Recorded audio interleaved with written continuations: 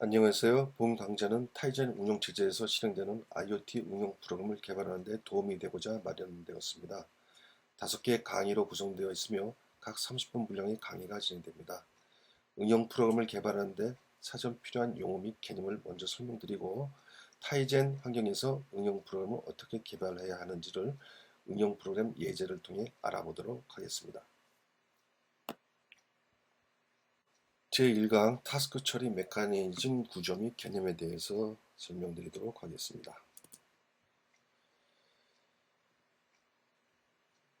내용은 운영체제에 대해서 살펴보고 프로세스 생명주기 라이프 사이클에 대해서 살펴보겠습니다. 그리고 프로세스와 스레드 간 구분이 어떻게 되는가, 그 다음에 이제 인터럽트와 이벤트는 어떻게 구분하는가, 특징이 뭔가, 그 다음에 이제 핸들과 콜백 함수의 연관성은 어떻게 되고 구분은 어떻게 되는가, 그 다음에 데이터 구조에서 이제 많이 사용하고 중요한 스택과 큐에 대해서 살펴보도록 하겠습니다. 운영체제, 오퍼레이팅 시스템이라고 하죠. 자원을 제어하고 관리하며 응용 프로그램들의 수행을 도와주는 역할을 합니다. 여기서 자원이라고 하는 것은 이제 주로 이제 컴퓨터 시스템을 얘기합니다. 현대를 살아가고 있는 우리들은 다양한 전자제품과 가전제품들을 쓰고 있습니다. 요즘 많이 뜨고 있는 이제 드론, 그 다음에 스마트폰은 뭐 누구나 다 사용하고 있고요. 그 다음에 이제 컨트롤러 종류들, 뭐 노트북이라든지 요즘 이제 노트북 데스크탑보다는 이제 노트북을 많이 휴대용으로 많이 쓰고 있고요. 그 다음에 이제 스포츠 용도로 이제 웨어러블 디바이스 장치들이 많죠. 뭐 스마트워치 등등 포함해서. 그 다음에 요즘 좀 자동차도 전부 다 전자장비가 됐습니다. 특히 이제 무인 자동차로 가게 되면 더더욱더 그럴 거고요. 항공기, 뭐 선박, 뭐 다양하죠. 뭐 전철, 뭐 요즘 뭐 기차란 말보다는 전부 다 이제 그 전동차 개념으로 전부 다 뭐랄까요, 전자화된 기차들이죠. 근데 이러한 전자장치들은 그냥 뭐 하드웨어적으로만 다 운영되는 건 아니고요. 그 마이크로 프로세서, CPU 또는 메모리, IO 디바이스 장치라고 하는 어떤 하드웨어 장치를 기반으로 해서 그 위에 운영체제라고 하는 소프트웨어가 들어가게 됩니다. 이 운영체제가 이제 하드웨어들을 다 핸들링해서 그 편리하게 쓸 수 있게끔 이제 상단의 기능들을 제공하게 되는데요. 중간에 이제 운영체제라고 하는 소프트웨어가 다양한 기능들이 포진을 해서 상단의 시스템과 운영 프로그램을 통해서 사용자들이 편하게 쓸 수 있게끔 그런 환경을 제공해주고 있습니다. 운영체제는 뭐 다음 슬라이드 나오겠지만 메모리 관리 기능이라든지 프로세서 관리 기능, 뭐 다양한 기능들이 저렇게 분할이 돼서 업무 분담을 하고 있습니다. 이 운영체제가 없다면은 이 사용자 프로그램에서 그 하드웨어로 일일이 컨트롤 제어를 해야 됩니다. 그러려면은 굉장히 복잡하고 노력도 많이 들고요. 코스트도 많이 들어가고 시간도 많이 걸립니다. 그래서 이러한 운영체제로 한꺼풀 이렇게 씌워놓게 되면 사용자들이 그 정해진 API 인터페이스를 갖고서 편리하게 쓸 수가 있게 되겠죠. 현재 운영체제 종류는 많이 있습니다. 많이 들어보셨듯이 이제 안드로이드 휴대폰에 많이 쓰고 있죠. 그 다음에 이제 그 애플 아이폰에 쓰고 있는 iOS. 요건 이제 스마트폰 작은 그 IO 기기 장치들에 이제 많이 들어가죠. 그다음에 이제 마이크로소프트의 윈도우도 이제 요즘 휴대폰 쪽으로 이제 넣으려고 노력을 하고 있고요. 윈도우 자체는 이제 노트북이나 컴퓨터 시스템으로 유명하죠. 그 운영 체제로 현재 윈도우 10으로 해서 뭐 오피스용으로 많이 쓰이고 있죠. 학생들도 그렇고요.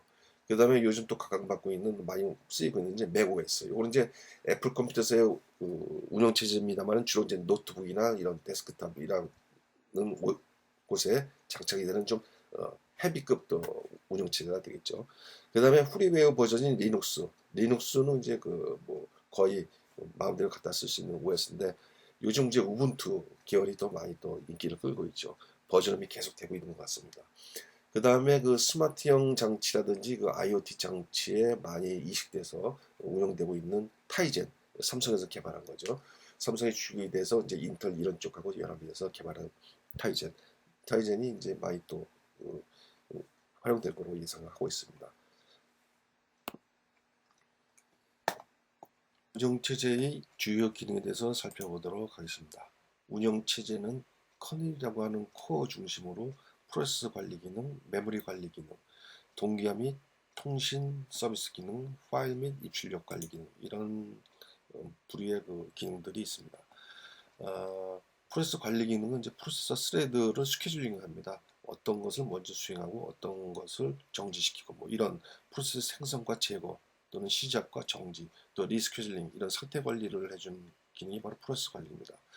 또한 이제 그 CPU가 여러 개 있기 때문에 어느 CPU에 어떤 프로세스를 할당할 건지 또는 어떤 스레드를 할당할 건지 요즘은 코어 CPU 멀티코어 시스템이기 때문에 그 스레드별로 그 코어들이 할당해서 다중 처리도 가능한 그런 시스템들이 많습니다. 그래서 이런 프로세스 스레드 이런 것들을 잘 관리해 주는 게 바로 이제 프로세스 관리 기능이 되겠습니다. 메모리 관리 기능입니다. 이제 프로세스라고 하는 것은 이제 메모리상에 이제 상주했을 때 이제 그 붙이는 명칭인데 이런 프로세스들은 이제 메모리를 오기 위해서는 메모리를 할당받아야 됩니다. 또 이제 필요 없을 때는 이제 프로세스가 이제 쓰여있던 메모리들도 회수되겠죠. 이러한 메모리 관리 기능을 하는 것이 메모리 관리 기능입니다. 그리고 또 물리적인 주소와 논리적인 주소 간의 매핑이 자동으로 이루어져야 되기 때문에 피지컬 어드레스를 로지컬 어드레스, 피지컬 어드레스를 이렇게 매핑시켜주는 그러한 기능도 합니다. 그 다음에 메모리가 누수되지 않고 관리될 수 있도록 관리를 해주고요. 그 다음에 서로 프로세스 간의 메모리가 침범되지 않도록 그러한 바이올레이션 기능도 하고 있습니다. 그 다음에 요즘 통신들을 많이 쓰고 있기 때문에 통신 프로토콜의 다양한 프로토콜들을 관리를 하고요. 그 다음에 분산 네트워크가 요즘 대세가 되기 때문에 분산 네트워크 관리 기능도 지원하고 있습니다. 그 다음에 파일과 그 폴더, 디렉토리 이런 것들이 이제 파일 시스템을 존재하게 되는데 이것에 대한 생성, 변경 이런 구조 관리들을 합니다.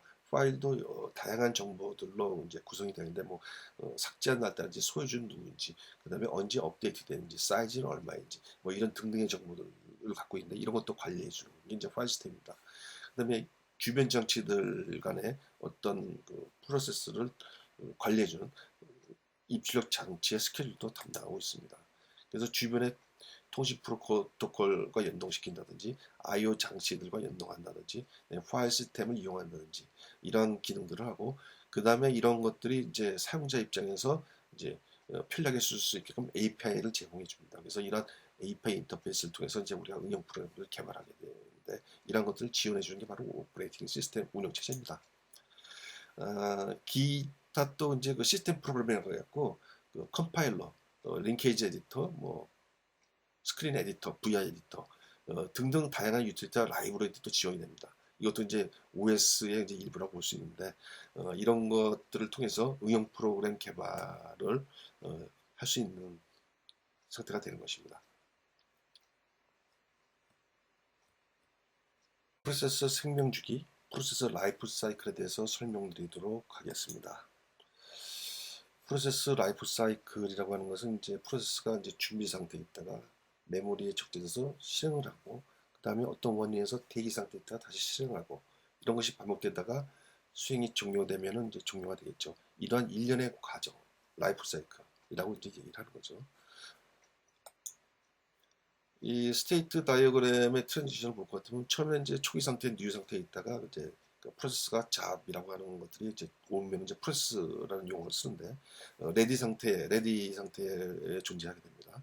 그러면은 이 레디 상태에 있는 것은 이제 CPU로 할당받기 위해서 이제 그 대기 상태에 있는 건데 필요에 의해서 이제 CPU가 할당이 되면 이제 러닝 상태가 됩니다. 이때는 이제 프로그램들이 수행을 하는 거죠. 그러다 어떤 원인에 의해서 이제 인터럽트라 지금 어떤 이벤트에서 이제 레디 상태로 빠집니다. 뭔가를 부족한 부분을 해결하기 위해서 잠시 머무는 거죠. 그렇다고 해서 오래 머무는 게 아니라 잠깐 머물 경우에 인터럽트 걸려서 레디 상태에 머물게 됩니다. 물론 이러다가 다시 인터럽트 서비스 루트 있고 다시 러닝 상태가 됩니다. 그리고 또 러닝 상태에 있다가도 이제 웨이트 상태로 빠질 때가 있는데 이럴 때는 이제 그 장기간 기다려야 될 경우 입출력 장치가 느리다 보니까 뭐 파일 전송이라든지 이런 거를 디스크를 하다 보면은 이제 CPU는 빠르고 CPU가 오래 기다릴 수 없으니까 일단 너는 좀 웨이팅 상태에 있어 합니다. 그러다가 이제 그러한 대용량 그 전송이 끝나면은 곧바로 러닝 상태로 가는 게 아니고 이제 레디 상태로 가서 또 CPU가 할당되길 기다립니다. 이러한 관계를 계속 이제 왔다 갔다 하면서 프로세스가 실행이 되는 거죠. 한꺼번에 다 수행되는 게 아니고요. 물론 이제 여기에는 복잡한 이제 메커니즘이 있습니다만은 그는 굉장히 그 좀 많은 공부를 하셔야 될 거고요. 기본적으로 이런 방법으로 이제 움직이게 되는 겁니다. 그러다가 이제 프로그램 수행이 끝나면은 터멘트 상태로 빠지게 됩니다. 이래서 이제 종료가 되는 거죠. 요거를 이제 그 좀 더 이제 설명을 드리면은 이제 그 지금 뉴 상태에서 이제 레디 상태로 가고 레디 상태에서 실행 준비를 하는 상태로 이제 기다리고 있다가 이제 스케줄러가 너는 CPU 할당받아서 수행해. 그러면 그때 이제 러닝 상태로 빠지는 겁니다. 이 CPU 권한은 CPU가 할당받아 이제 실행하는 거죠. 그래서 이제 여러 원인에서 이제 그 레디 상태로 갔다 또 웨이트 상태로 갔다 왔다 갔다 하다가 이제 종료가 되는 거죠. 그러다가 이제 그 터미네이트 상태로 가서 프로그램이 이제 끝나게 되는 겁니다. 이러한 사이클들, 이러한 일련의 과정들이 이제 우리는 프로세스 라이프 사이클이라고 얘기합니다. 굉장히 중요합니다. 어, 내부는 굉장히 복잡하고 그 어떤 그 다양한 프로세스들이 있기 때문에 그런 것들에 대해서 효율적으로 그 스케줄링 하지 않으면은 어느 한쪽으로 특정 프로세스만 이제 작동이 되면은 공평하지 않죠. 그래서 프로세스 스케줄링 대단히 중요합니다. 그래서 오퍼레이팅 시스템에서 프로세스 스케줄링에 대한 알고리즘이 굉장히 많습니다. 프로세스와 스레드 중에 프로세스부터 먼저 설명드리도록 하겠습니다. 프로세스는 하나의 완전 독립적인 존재이므로 메모리 내에 코드, 데이터, 힙브 영역, 스택 영역 이런 것들을 갖고 있습니다. 다른 프로세스와는 자신의 메모리를 공유하지 않습니다. 그림에서 보듯이 프로세스 내에는 코드, 데이터, 스택, 힙 이런 영역이 있는데 코드가 실제 이제 프로그램 코드 명령어들이 이제 저장되는 거고, 그다음에 데이터 이제 글로벌 데이터라든지 여러 데이터들 저장되고, 스택은 이제 다음에 배우겠습니다는 스택 오퍼레이션에서 사용되고, 힙은 또 어떤 동적 데이터를 할당해서 사용되는 이런 이제 그 영역별로 어떤 메모리 내 영역을 구분해서 쓰고 있습니다.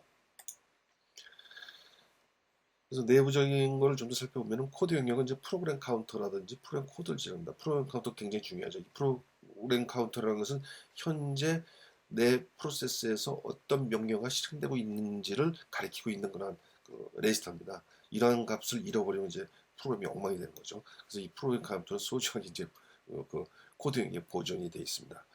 그다음에 데이터 영역. 데이터 영역은 이제 그 우리가 프로그램 절제 보면 이제 글로벌 변수도 있지 않습니까? 이런 것들이 이제 그 위치하는 영역입니다. 스태틱 데이터 같은 경우도 스태틱 데이터도 이제 변하면 저 누구나 공용으로 쓰고 이제 한 개로만 존재하는 정적인 그런 변수이기 때문에 이 데이터 영역에 이제 포함이 됩니다. 그다음에 이제 힙 영역이라고 해서 이것은 이제 다이나믹 메모리 얼로케이션 우리가 이제 메모리 얼럭 펑션 이런 것들 쓰게 되면 메모리 할당받지 않습니까? 이제 시스템 콜을 통해서 이제 메모리를 할당받게 되는데 이럴 때 이제 이 할당받은 메모리들은 이제 내 영역에 있는 게 아니고 힙 영역에 따로 저장이 됩니다. 그래서 거기서 따로 이제 메모리를 관리하는데 이게 이 영역이 힙 영역입니다. 이제 스택 영역이라고 하는 것은 이제 그, 우리가 이제 함수적 문제 그 로컬 변수들이 있지 않습니까? 이런 로컬 변수들을 저장하는 또는 이제 임시 데이터를 저장하는 어떤 내부적으로 필요해서 사용된 자기 스스로가 쓰다가 쓰기 위해서 필요한 데이터들 있지 않습니까? 이런 임시 데이터들. 그 다음에 이제 리턴 어드레스들. 우리가 이제 펑션 콜 같은 걸 하게 되면은 그 돌아올 주소를 알아야 되기 때문에 이런 것들을 저장하는데 스택 영역으로 씁니다. 그래서 프로세스 이렇게 네 가지 영역을 갖고서 자기가 원하는 기능들을 수행하게 됩니다. 그리고 이제 타스크라는 용어를 많이 쓰고 있는데요. 이거는 뭐 일반적으로 이제 뭐 시스템 내의 업무를 처리하는 단위입니다. 프로세스도 업무를 처리하는 단위가 될 수 있고 스레드도 업무를 처리하는 단위가 될 수 있기 때문에 보통 이제 이걸 공통적으로 타스크 얘기합니다. 그래서 우리가 이제 프로세스 어떤 얘기를 할 때는 그 안에서 쓰는 용어들은 보통 이제 어떤 타스크 스케줄링, 뭐 프로세스 스케줄이라는 말도 쓰지만 타스크 스케줄링에서 이런 타스크 용어도 많이 쓰입니다. 이번엔 스레드에서 설명드리도록 하겠습니다. 스레드는 스택 영역만 가지고 있습니다. 프로세스보다는 이제 가벼운 구조죠. 그래서 이제 가벼운 프로세스다라고도 얘기도 합니다. 스레드는 이제 한 프로세스 내에서 이제 그 하나의 조그맣게 타스크를 처리하기 위해서 이제 사용들을 되는데, 한 프로세스 내 다중 프로세스가 이제 생성돼서 사용이 됩니다. 다중 다중 스레드 각각은 이제 동일 프로세서 내 공간을 이제 공유하면서 이제 실행을 하게 되는데, 공유 정보이기 때문에 이제 스레드 간에 이제 컨플릭트, 충돌이 발생합니다. 그래서 이러한 충돌을 이제 방지한다기보다도 이제 어, 예방하는 차원에서 이제 뮤텍스라는 메커니즘을 씁니다. 뮤추얼 이제 그 어떤 익스클루전 개념인데 상호 이제 배제 영역을 두고서 하는 건데, 이 뮤텍스라는 메커니즘을 이용해서 이제 스레드 간 통신의 문제가 하고요. 그다음에 이제 그 스레드는 이제 그 요즘 이제 그 멀티코어, 멀티프로세서 시스템이기 때문에 이제 병렬 처리가 가능하게 하는 구조입니다. 그래서 코어가 이제 10개, 막 8개, 4개 막 이제 짝수도 존재하는데, 병렬 처리 프로세싱이 가능하게끔 스레드별로 이제 각각 코어가 할당돼서 프로세스가 할당돼서 이제 독립적으로 이제 병렬 처리가 되게끔 이렇게 해서 이제 속도를 높이는 그러한 역할도 스레드가 하고 있습니다. 그림은 잠깐 보던 프로세서 내에 이제 여러 개 프로세서 스레드들이 존재하는데, 스레드는 이제 스택만 존재를 갖고 있습니다. 그래서 자신의 그 고유 스택을 통해서 이제 그 여기 이 안에도 이제 펑션 콜버터이 일어나니까요. 이제 그런 용도로만 쓰고, 실제 그 어떤 그 데이터들은 이제 쉐어드 프로세서 내에 있는 데이터를 이제 공유해서 쓰게 됩니다. 그래서 이 쉐어드 영역에 있는 데이터를 이제 쓰다 보면은 이제 그 서로 이제 충돌이 발생되죠. 그래서 이런 충돌을 방지하기 위해서 이제 뮤텍스라는 메커니즘을 쓰게 됩니다. 그래서 스레드는 그 프로세스보다는 아주 작은, 라이트한, 가벼운 그러한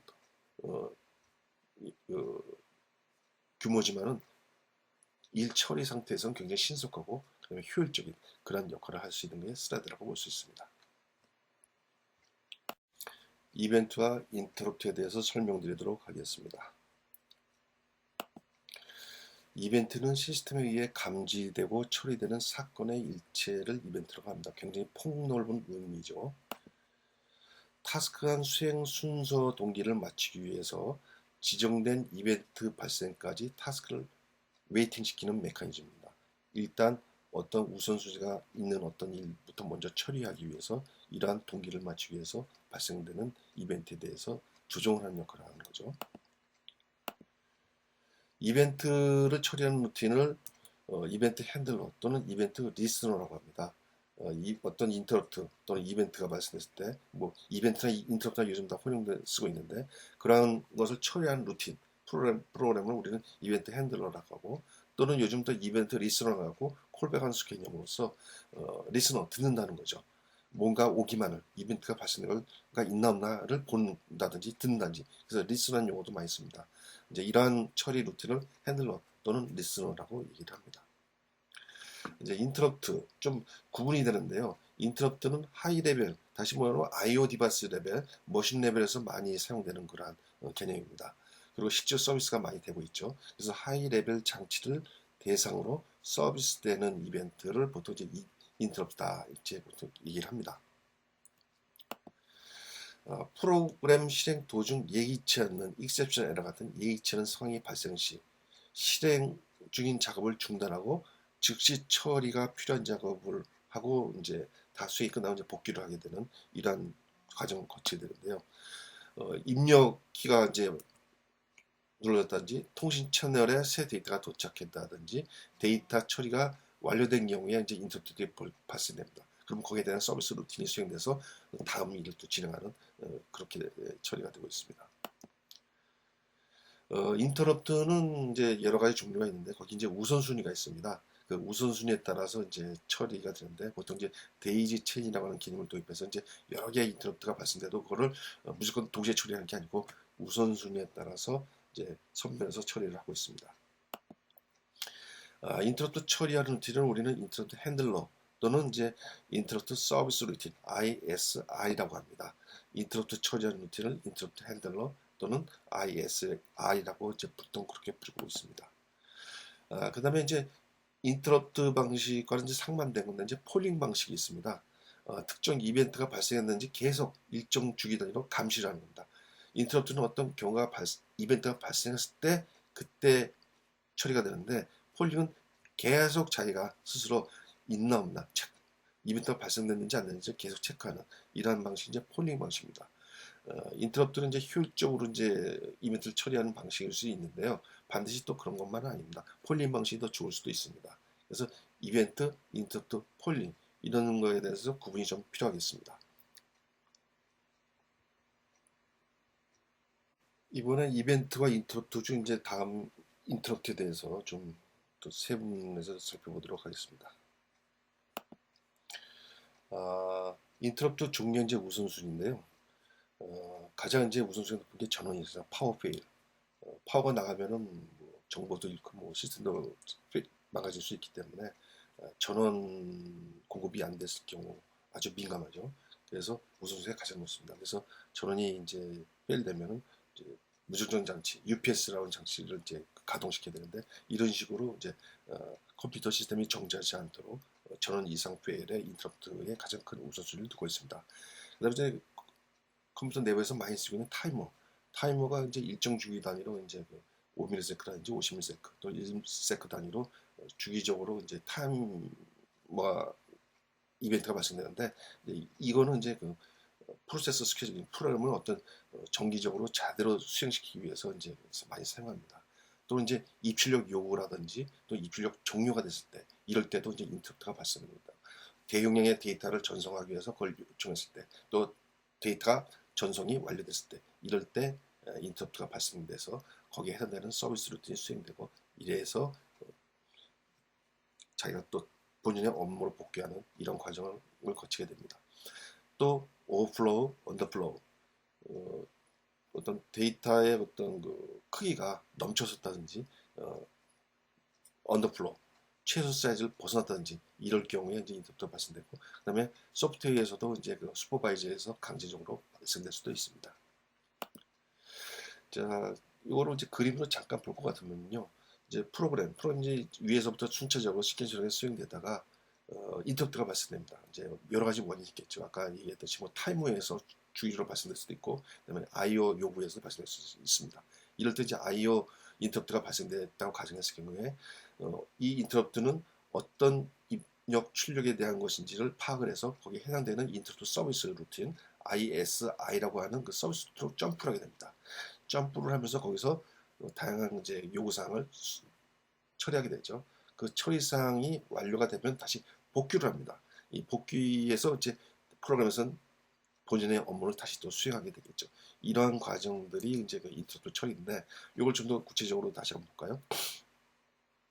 현재 처리하던 일을 중단하고 현재 처리할 때 사용됐던 각종 상태 정보들이 있습니다. 이건 이제 레스타라든지 여러 로컬 변수에 저장이 되는데 이런 것들은 이제 스택에 저장을 합니다. 그래서 인터럽트는 항상 스택을 쓰게 되는데 그 다음에 인터럽트가 발생했을 때 그런 정보를 스택에 저장한 다음에 ISR이라고 하는 그 서비스 루틴을 이제 수행을 하게 되죠.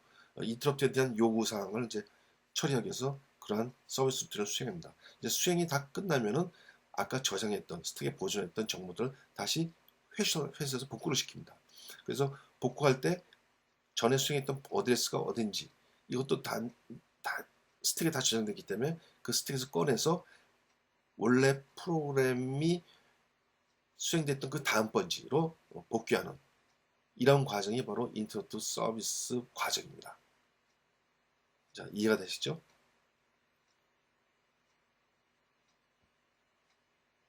핸들과 콜백 함수 개념에 대해서 설명드리도록 하겠습니다. 핸들이라고 하는 것은 이제 특정 서비스를 수행하기 위한 루틴이 있는 그 주소에 부여된 번호입니다. 그러니까 주소와 번호가 이제 한 쌍을 이루는데 이것을 우리 이제 리소스 주소와 핸들의 쌍으로 이루어진 핸들 테이블이라고 이제 얘기를 합니다. 전에 설명드린 것처럼 인터 서비스 루틴, 뭐 이벤트 서비스 루틴, 여기에 이제 핸들이 사용되는 것입니다. 여기 그림에 보시는 것처럼 안에 테이블 안에 리소스 필드가 있고 리소스 주소 필드죠, 어드레스 필드. 그다음에 이거에 부여된 핸들 번호가 이제 부여가 됩니다. 그래서 그 사용자 입장이라든지 외부에서는 리소스 주소로 그 서비스 루틴을 액세스하는 게 아니고 핸들 번호 부여된 핸들 번호를 이용해서 요청을 하게 되면 이제 리소스 주소로 변환이 돼서 그 서비스 루틴이 수행되는 이런 형태를 이용하고 있습니다. 그래서 리소스 주소로 직접 접근하는 것이 아니고 핸들 번호로 간접 접근되어 서비스되게끔 하는 것이 바로 핸들입니다. 그래서 특정 서비스를 실행하는 서비스 루틴, 그러니까 핸들에서 서비스가 되는 루틴을 우리는 핸들러라고 이제 얘기를 하는 거죠. 그리고 콜백 함수라고 하는 것은 이벤트가 발생될 때 실행되도록 매개 변수와 함께 시스템에 등록시키는 함수 그 자체를 이제 콜백 함수라고 얘기하는데 좀 말이 어렵죠. 그러니까 이벤트가 발생할 때 어떤 곧바로 수행되는 게 아니고 내가 먼저 등록을 해놓으면 시스템에 등록해놓으면 시스템이 어떤 이벤트가 발생됐네 그러면 이 이벤트를 기다리고 있는 펑션이 이거가 있네 하면서 그 펑션을 호출시켜주는 그 함수가 바로 콜백 함수입니다. 또 이런 개념 말고 이제 함수를 파라미터 변수로 전달해서 실행되는 경우 이것도 이제 일반적 콜백 함수라고 이제 보통 얘기를 합니다.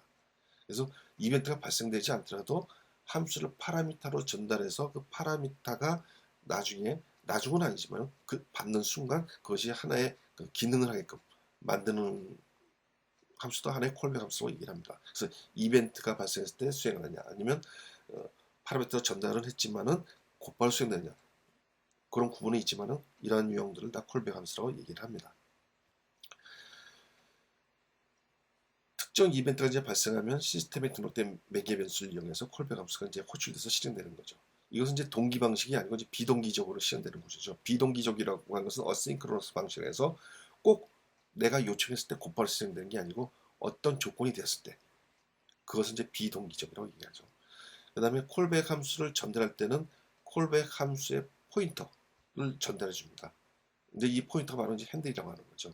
이런 방식으로 해서 핸들과 콜백 함수는 다그 어떤 서비스를 처리 위해서 사용되는 함수의 개념인데 약간의 이제 개념은 좀 다르죠.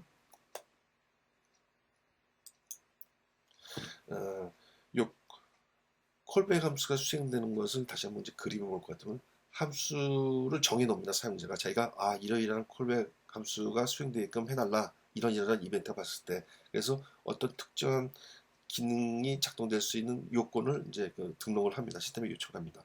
그럼 콜백 함수가 시스템에 등록이 되겠죠. 물론 이제 핸들과 콜백 함수가 하나의 쌍을 이어서 등록이 딱 될 겁니다. 그러면 그 이벤트가 발생했을 때그 내부적 시스템 이벤트 핸들러가 어떤 이벤트가 발생했네 하면서 그 이벤트를 기다리고 있는 콜백 함수를 호출해서 그 함수를 실행시켜주는 이러한 방식으로 작동되는 것이 콜백 함수입니다.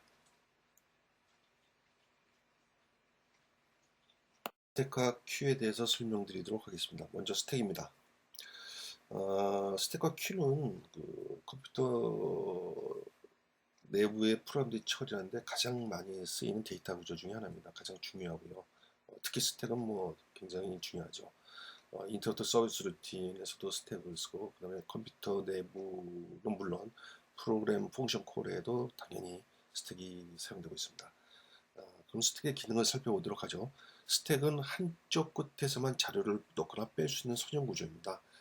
last in, first out이라고 하는 게 더 쉽게 이해가 되겠죠. 그래서 마지막에 들어간 것이 맨 먼저 나온다. 그래서 이러한 오퍼레이션을 하기 위해서 어떤 포인터들이 있습니다. 어떤 위치를 지정해 주는 어떤 관리 포인터들인데 탑이라고 보통 얘기합니다. 그래서 그 탑이라고 하는 포인터를 이용해서 스택에 저장된 그 공간을 이제 알게 되는데 자 그림을 보시면서 할까요? 지금 그 스택이라고 하는 것은 이제 보통 하이 어드레스에서 로우 어드레스로 이제 보통 이렇게 까꾸로 이렇게 보통 이제 할당이 됩니다. 프로그램은 이제 위쪽부터 할당이 되지만 스택은 밑에서도 이렇게 할당이 되는데 현재 이게 보이는 스택은 지금 현재 5개의 원소가 들어가 있습니다. 데이터가 현재 이제 4개까지 들어가 있고 이제 알파벳 E라고 하는 데이터가 이제 들어가 있는 상태입니다. 근데 이제 요럴 때 탑이라고 하는 포인터 변수를 이용해서 내가 어디에 넣을 것인가를 알게 됩니다. 그래서 탑 포인터를 이용해서 그 맨 꼭대기 위치에 이제 2라고 하는 그러한 값을 넣게 됩니다. 맨 처음에 이제 탑 마이너스 1의 위치에 있다가 하나가 저장이 되면은 탑이라고 하는 위치가 하나 더 증가가 되겠죠. 그리고 이제 팝이라고 넣을 때 이제 푸시라고 하는 오퍼레이션을 이용해서 이제 저장을 하는 거고요. 그다음에 그 데이터를 뺄 때, 사용할 때, 그럴 때는 이제 팝이라고 하는 오퍼레이션을 이용해서 이제 발췌가 됩니다. 물론 이제 팝이라고 하는 오퍼레이션이 일어날 때는 이 탑에 대한 포인트 위치가 밑으로 또 마이너스 1만큼 다운이 되겠죠. 이제 이런 방식으로 데이터를 한쪽에서는 푸시를 이용해서 계속 넣고 한쪽은 팝을 이용해서 데이터를 빼내는 이러한 오퍼레이션 구조가 스택입니다. 그래서 데이터를 저장할 때는 맨 꼭대기에 라스트 마지막 꼭대기에 저장이 되는 거고 데이터를 가져올 때는 퍼스트 제일 먼저 갖고 올 수 있는 그런 구조입니다. 밑에서부터 뺄 수가 없습니다. 스택은. 그래서 first in, last in, first out 구조다. 그렇게 일단 이해하시면 좋을 것 같습니다. 근데 스택의 용도입니다. 굉장히 중요하죠. 함수 호출 시 현재 정보를 저장하고 리턴 시 호출하기 전 그 상태의 정보를 다시 복구시켜서 그 다음부터 이 프로그램 일을 수행할 수 있게끔 해주는 아주 중요한 데이터 구조 중에 하나입니다. 이거를 좀 더 구체적으로 볼 것 같으면 복잡하죠, 그림이. 펑션이 콜 여러 개를 하고 있습니다. 그래서 그림이 보신 것처럼 n-3라고 하는 펑션이 n-2를 부르고 n-2라고 하는 펑션이 n-1을 부르고 그 다음에 다시 그 n1을 부르는 이렇게 이제 여러 단계의 그 펑션 콜이 이루어지고 있습니다. 그리고 끝나면은 리턴돼서 이제 다시 원시로 돌아오게 되겠죠. 그래서 계속 그 네스트된 상태로 펑션 콜을 하고 있습니다.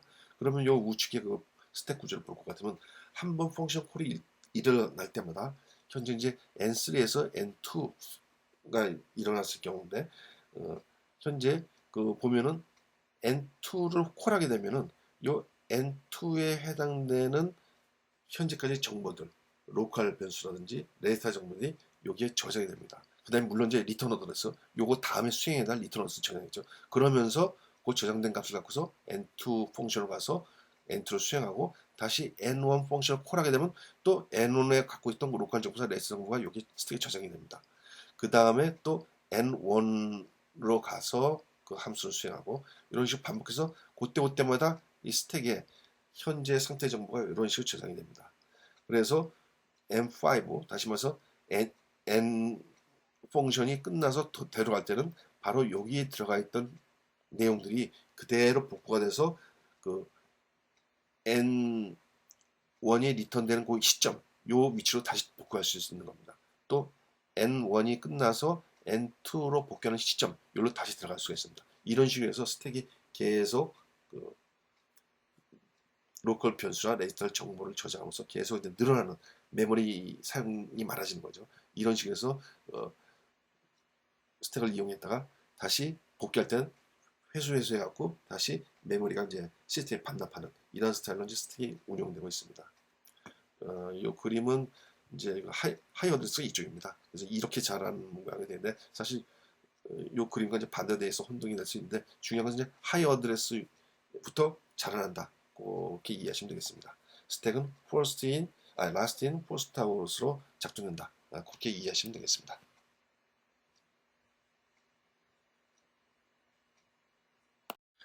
큐에 대해서 설명드리도록 하겠습니다. 큐의 기능은 선입선출, first in, first out 방식으로 작동되는 데이터 구조입니다. 먼저 들어간 것이 먼저 나온다. 한쪽에는 삽입작용, 반대편에는 이제 삭제작용이 일어나는데 삽입을 보통 이제 인큐 오퍼레이션이라고 그러고 삭제를 DQ 오퍼레이션이라고 얘기합니다. 이것도 스택과 마찬가지로 이제 그 인디케이터, 지시하는 인디케이터들이 있는데 그 삭제되는 포인터를 이제 프론트 또는 헤드라고 부르고 또 삽입되는 그 인디케이터 위치를 리어 또는 백이라고 합니다. 그래서 앞이냐 뒤냐 이제 이런 식으로 이제 그 인디케이터를 두고 있는데 그래서 두 개의 인디케이터를 갖고 있습니다. 그래서 프론트, 리어 여기서 이제 프론트 리어라는 용어를 쓰겠습니다. 큐라고 하는 것은 이제 그 삽입되는 속도, 인큐잉 되는 속도랑 발치된 속도, 디키잉 속도가 이제 그 불균형하게 되면 이제 문제가 될 수 있는데 막 인큐 값이 막 들어가게 되면 이제 풀이 나겠죠. 큐 사이즈 풀이 나기 때문에 그 어떤 그 속도도 굉장히 중요합니다. 그래서 선형 큐, 리니어 큐라고 보통 얘기하는데 프론트 값이 계속 커져서 메모리가 이제 뭐 커지게 되면 메모리가 이제 낭비도 남지 않고 메모리 공간을 넘게 되겠죠. 그래서 이러한 선형 큐보다는 이제 서큘러 큐라고 해서 원형 큐 구조를 많이 사용하고 있습니다. 일단 그 기본 개념을 이해하기 위해서 이 선형 큐에 대해서 보도록 하겠습니다. 그 큐가 이제 이렇게 이제 7개 정도 지금 차 있는데, 프론트 맨 처음에 이제 프론트가 제로겠죠. 리어도 이제 마찬가지고요. 근데 계속해서 이제 그 값이 쌓이게 되면은 이쪽으로 막 인서스 되니까 하나 둘셋넷 쌓이게 되면 리어 포인트 값이 늘어나게 됩니다. 이렇게 처음에는 이제 한 개, 두 개 있다가 계속해서 늘어나겠죠. 근데 한쪽에서 또 프론트 데이터를 갖고 갑니다. 막. 그럼 이제 프론트는 또 뒤따라가겠죠. 그래서 너무 빨리 가면 이제 리어를 초과하겠죠. 이제 초과한다는 것은 의미가 없죠. 왜냐하면 리어라고 하는 포인트는 유효한 데이터를 갖고 있는 큐에서 유효한 데이터를 갖고 있는 끝을 알려주는 포인터가 되는 거고, 프론트는 큐 내 시작되는 데이터가 시작되는 위치를 가르쳐 주는 거기 때문에 이것이 서로 틀어지면은 의미가 없는 거죠. 그래서 항상 거의 서로가 그 조절, 서로 비교하면서 조절을 하고 있습니다. 그러면서 한쪽에서는 데이터가 인킹되고 한쪽에서는 데이터가 나가는 이러한 first in first 방식으로 이용되는 게 이제 큐입니다. 근데 이제 큐가 이 리니어 큐가 이제 아까 말씀드린 것처럼 계속해서 이렇게 늘어나죠. 이제 막 한쪽에서는 삽입되면 계속 메모리 공간이 뭐 끝없이 가고 프론트는 또 뒤 쫓아가고 이러면 이제 문제가 되니까 앞과 뒤를 이렇게 묶어버렸습니다. 이 앞과 끝을 이렇게 연결시켜버리면 원인이 되죠. 그래서 항상 돌게끔 되어 있습니다. 그래서 메모리 구조가 항상 고안해서 있기 때문에 이 오버플로우 할 염려가 없죠. 이런 식으로 이제 사용된 것이 서큘러 큐입니다. 서큘러 큐는 뭐 항상 이 환영 구조를 해갖고 뭐 데이터 고갈의 문제도 없고 계속해서 필요한 대로 자기가 원하는 대로 오버풀이 돼도 문제될 거 없다 그러면 오버풀을 인정하면서 프론트가 리어 포인트를 넘어갈 수도 있습니다. 이런 것 방식도 있으니까요. 그래서 꼭 뭐 풀이 됐다고 해서 뭐 안 되는 건 아니고 운영을 어떻게 하냐에 따라서 서큘러 큐가 그렇게 융통성있게 사용할 수 있다는 겁니다. 자, 그러면 큐의 용도입니다. 큐의 용도는 뭐 버퍼링, 입력 데이터에 막 들어오죠. 그 다음에 그 입력 데이터 들어온 거를 버퍼에 저장하고 있다가 또 필요한 사람들이 또 그걸 막 갖고 가겠죠. 필요한 프로세스들이. 이럴 때 쓰는 게 이제 버퍼입니다. 왜냐하면은 그 입출력의 균형, 입력과 출력이 속도가 느리다 보니까 CPU는 굉장히 빠르고 그래서 중간에 버퍼를 둡니다. 그래서 이런 버퍼링 개념에 의해서 움직일 때 Q를 많이 씁니다. 그래서 버퍼도 뭐 이렇게 한 큰 덩어리로 있는 게 아니라 그 쪽에서 블록 단위로 이제 존재를 해서 그 블록 하나가 하나의 Q 원소가 됩니다. 이런 식으로 해서 데이터를 하나의 큰 버풀로 만들어서 Q 용도로서 사용하게 됩니다. 전 시간에도 말씀드린 것처럼 프로세스 상태 리스트, 레디 큐, 러닝 큐, 웨이팅 큐 이런 것들이 전부 다 큐 방식으로 작동됩니다. 그래서 큐도 이제 종류가 여러 가지 있는데 이런 것들이 각 특성이 많은 이벤트 큐도 있을 거고요. 타임 뭐 큐도 있고 굉장히 큐들의 종류들이 많습니다.